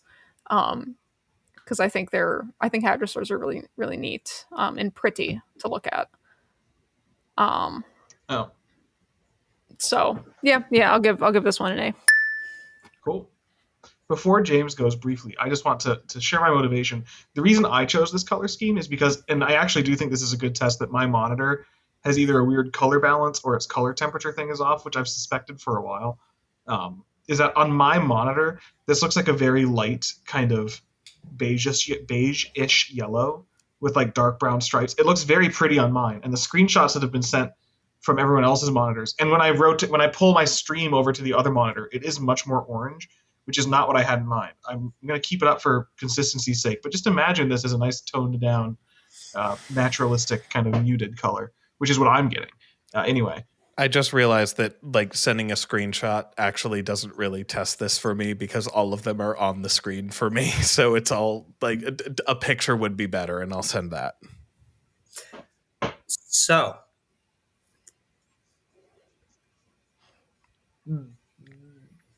B tier, high B tier. I don't have an extended justification. No, low A. Low A. I don't like the hands and the fingers, but the rest of it is pretty good. I think it's a good representation of Iguanodon, if not perfect. I'll say a low A. Scott, it's even more orange. It matches the water mac and cheese. Scott, you gotta be kidding. It matches the what? It matches this the mac looks and like cheese. the mac and cheese. Are you with us? No! I'm talking between the stripes. I'm immediately after this, I'm going to pull up Illustrator and we're going to put all these next to each other, and I'm going to crop that down because that is literally the electric orange that you sent in the mac and cheese above. How are you not seeing this? It's not the same in the slightest. Well, Scott, you got to send a photograph of the mac and cheese now, so we have a comparison from your monitor. It's above it. No, not a screenshot, but a picture. Anyway. Oh, bud, you should have let this go.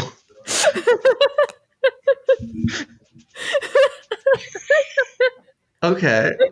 ranking. Whose turn is it? Scott's, It's Scott's turn. mine. Scott, what do you feel about this design? I Maybe feel it's color. worse. I feel worse. I'm giving it an F tier because it's making all my friends bully me. Oh, no. This was my favorite dinosaur before. I hate it now. It's an animal. I slaughtered it like an animal. Oh, this could have been avoided if Dalton picked a different color. I just liked the yellow. It's not even yellow. No, it's not. Here, like, this is not the same Oh my God, color. Scott. I don't know. I don't know how to say it. Exaggeration of the packages.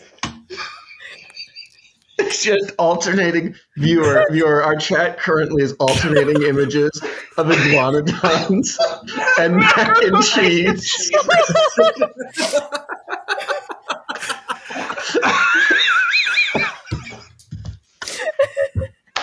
This is one of our best videos ever. I was bored before. It's all coming back. It's coming together. Oh, that's unbelievable. Chat, I've learned my lesson. I will not have opinions on No, you colors just need anymore. to see an optometrist. Yeah, And we can I all, literally had an eye appointment last week. Did you get your money back?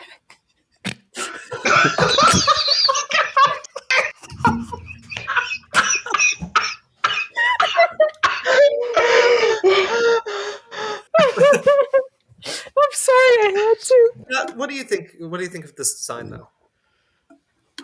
It's one of my favorites of the game. I think I'm gonna give it an S. It's very good. I like that it fights things. I like that it's big and muscular. It's cool. It's not as cool as the Prehistoric Kingdom one, but nothing ever is. True that. That's fair. True that, brother. Amen, brother. All right, is it my turn? It's your turn. I like it very much. I do kind of, the fingers are throwing me. But I did just laugh so hard that like my esophagus is burned from almost throwing up. I laughed so hard. So, ugh. What I give it? I think it's an A tier for me, brothers. But actually, I don't know where to assign it in the A tier. It's a solid A tier. I don't love the hands. I do like that it beats up other British dinosaurs. It's got fisticuffs. I don't think we talked about it. I like its big, stupid toenails on its hind legs. Oh yeah, those are great. I like its stripes. I like it, so it's getting an A. I wouldn't count Iguanodon among my favorite dinosaurs. Although it is more compelling to me when I think about it than just my kind of offhand general dismissal of ornithopods. Because it is big, it's humongous, and I am on the record of liking big things. And it does have the cool spike. But I'm in agreement with Scott that this design's an S for me. Like, it really does, I think, a great job capturing Iguanodon. Like, it's one of the best Iguanodon models that I can think of. The fingers are a tad weird, but I'm also not fully convinced we understand, or at least I don't understand them well enough to know that like it's wrong. It just is gross, but like maybe they were gross. I don't know. I can understand why that would lower the ranking, but for me, for whatever reason, it doesn't. Yeah, I think I like that it's huge. I like that. I really like all of the color patterns, pretty much. I think they're beautiful. The sounds didn't really stick out to me, except at one point I feel like I heard it make the generic cow yelling sound that they also use for Parasaurolophus. Parasaurolophus, and I think Triceratops in the Lost World when it's escaping the camp. Yeah. So I think it makes that sound, which is nostalgic, if not kind of bad. But what I really like about it is that when it runs, it gets on its hind legs a little bit. So it's not always quadrupedal. We didn't really talk about the quadrupedal, bipedal kind of history of Iguanodon. Scott mentioned the ground sloth kind of thing a bit. But this reflects our modern understanding of the animal pretty well, and it's an S for me. And that was another thing that, real quick, because you just mentioned it, Gregory S. Paul also hypothesized that mantellisaurus with its shorter forelimbs was more bipedal, which maybe. Sure, maybe. Well, speaking of mantellisaurus, Yes. Give me a moment to. Well, what does my that eyes. give it? We have 2 S's, and then I'd forget the rest of them because they were given 3 by A's, I mean think. people. Amelia, what did you give it? I gave it an A. I gave it an A. Okay, 3 A's, 2 S's, high A, rad. Yep. Very cool. Excuse me. I will rotate us over. Oops. Not by doing that. I forgot you can just do this. Oh.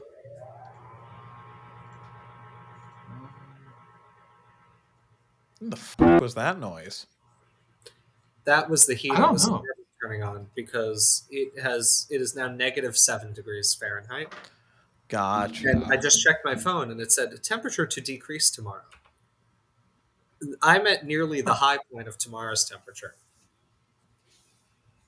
in this miserable hellscape. I miss the cold. It's been 40s and wet here in New York, and it sucks.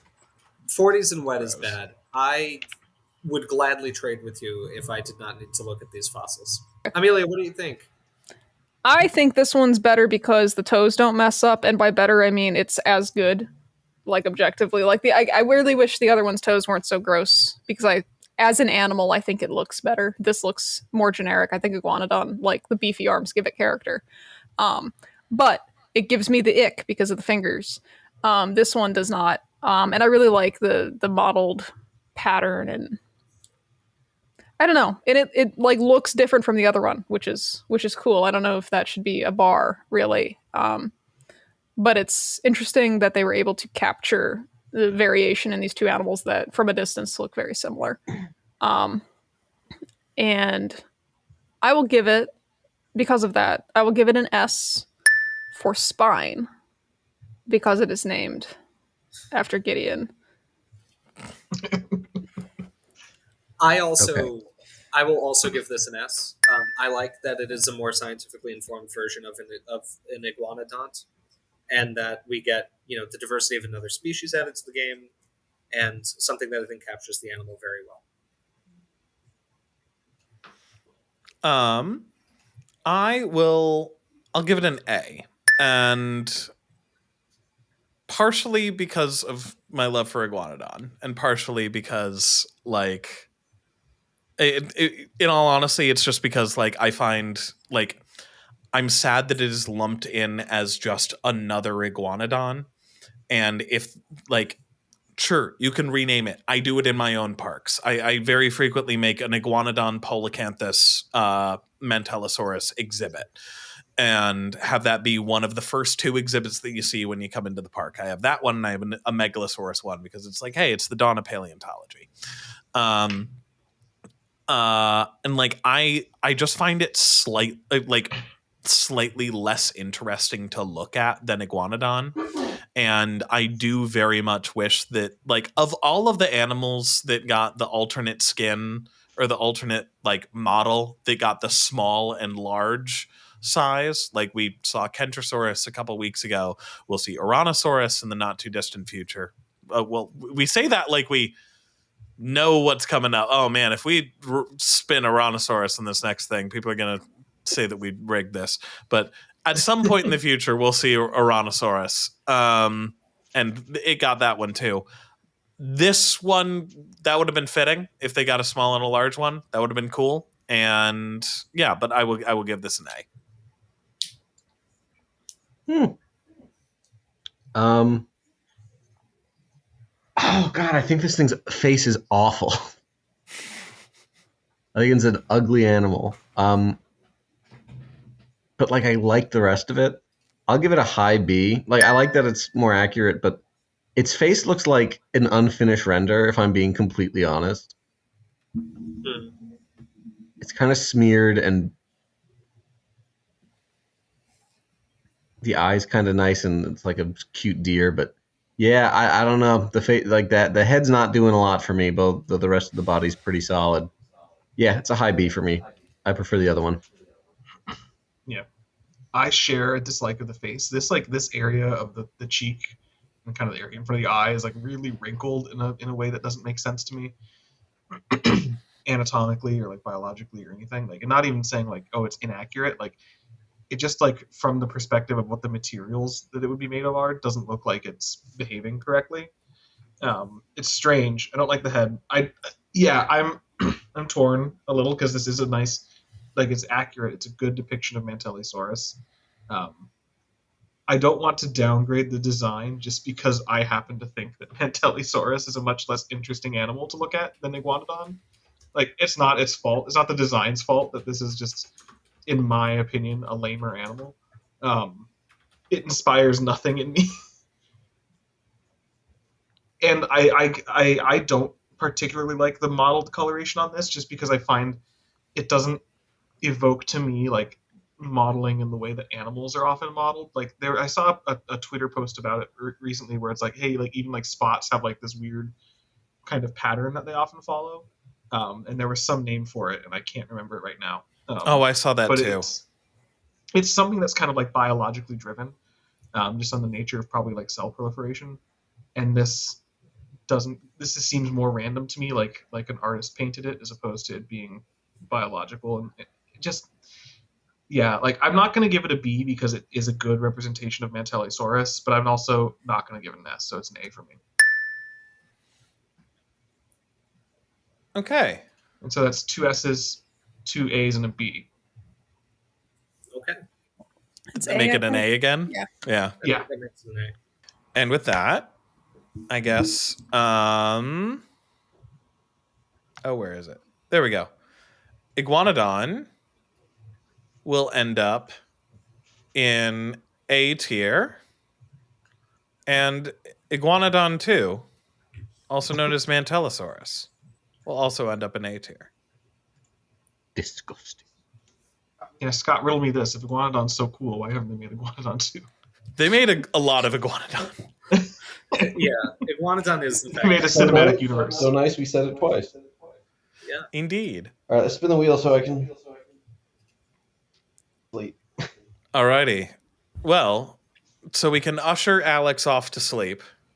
It is time to spin Spin that wheel. wheel. Round and round and round she goes. Where will it end? Oh, God, please no. Oh, Christ, God, no. Oh my god. Dodged a bullet. We're going to have some things to say about this design. Yes, also ugly. There's the video. Yeah. The Yeah. pine cone. The worst. I think it's one of the worst designs in the Jurassic World franchise, and I'm including Indominus Rex in that, which I despise. It's so bad. All right, we need to usher Alex off to bed. So very briefly, I'm going to say thank you for watching. Please remember to leave a like and a comment on the video if you enjoyed it. And if you haven't subscribed to the Skeleton Crew yet, do some deep soul searching within yourself to understand what deficiency you have as a person that has made you not subscribe to our channel until now. And rectify that deficiency by subscribing to the channel. We also have a Patreon channel where people can, if you really like the stuff we do and you want to support us as we try to make more of it, you can make a pledge on our Patreon. Patrons get a bunch of benefits, including access to our patron-only Discord server, some exclusive merch designs, and your name featured in the credits of every video, to name but a few. So all of our patrons' names are scrolling in the credits right now, but I briefly want to highlight our most generous patrons at Gorgosaurus tier and higher, who at the time of recording include Benjamin Siepser, nickname Philip Fico, AK92, Christopher Bellis-Jones, Adamolos, Dano Kairos, Isu152, King Zashu, Max Ironpaw, original username, Pythonic, Swamp Ape Science, Wanderer, and Wheat. Welcome to the ranks, Wanderer, who almost beat out Wheat for our And Blank award, alphabetically. Thank you all again for your support of the channel, and we will see you next time when we talk about, what did we roll again? Ankylosaurus. Oh, dear God. I want to record an episode about that. Anyway, I guess we're compelled to. We'll see you next week. Thank you for watching, guys. Good night. Good night, everybody. Bye.